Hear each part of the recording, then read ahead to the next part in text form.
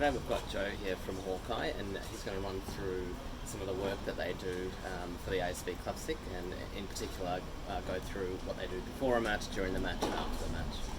Hi, Joe. Hi. Yeah, so this is the Hawkeye booth.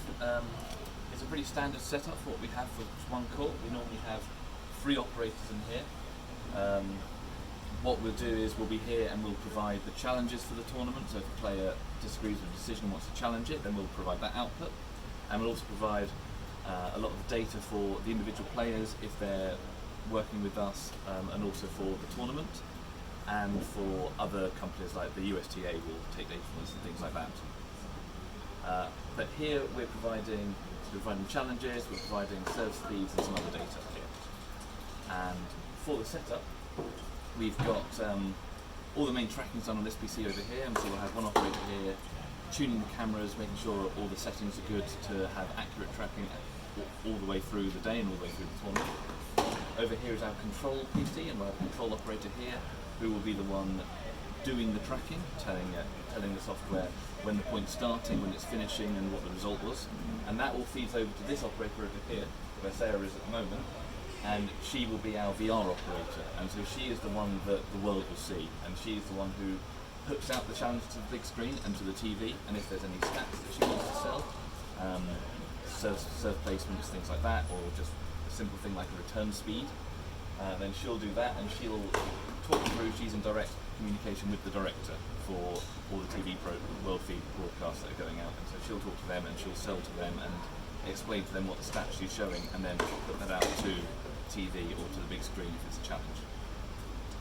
The pre-match setup is hopefully a pretty straightforward setup. We just boot everything on, launch all the cameras, make sure they're all the same as they were yesterday, and then the main focus is preparing for the day of the matches we're going to have, the players we're expecting, and most of that falls onto Sarah's shoulders for VR and the expectations of the stats that she's going to be seeing, and if different players are playing or if they've played before, then going into their old data and trying to find what's relevant and what's going to be an interesting story for what to expect today.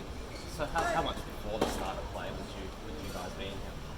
Once we're settled and stable, so for the first couple of days of the tournament, just to make sure we'll come a little bit earlier, but once we're settled and stable, it'll be about an hour and a half, 2 hours earlier.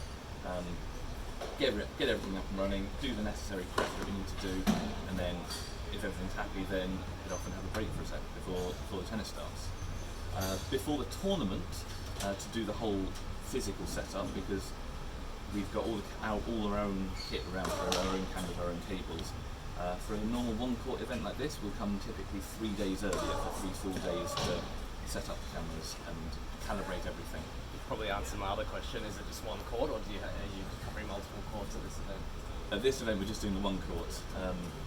Lots of different events will do lots of different numbers of courts, depends on what someone's asking for, but here it's just the one. What we're building up for is in a couple of weeks, or next week actually, it's the Australian Open, and that's one of our biggest events where we're doing all courts, and we've been operating for all qualifying events as well, so that's one of a big contrast. Here we've just got the 3 operators for the one court. In Australia we're going to have 45 operators for the 17 courts there. And in terms of it, you said you work with certain players. Do you have a lot of players request data at the end of the match? Yeah, we often do. So something that we can provide is a post-match analysis document, which is kind of like a big text document with grabs and graphics showing everything they had in that match. And some tournaments specifically will request one of them after each match. So this is an example where we are doing that here. So after each singles match, we're producing this and automatically uploading it and giving that to the tournament, who then feeds that down to the players. So they're given direct access to this data. Sometimes we do have players who, in the middle of a tournament, will think that something's particularly relevant, or they're doing something particularly different here, or they want to learn some more, and they'll come through to us and then talk about what they can receive in the middle of the tournament and getting some either the raw data or a finished product that we can provide. Alright, well thanks guys, that was quite insightful. Alright, thank you.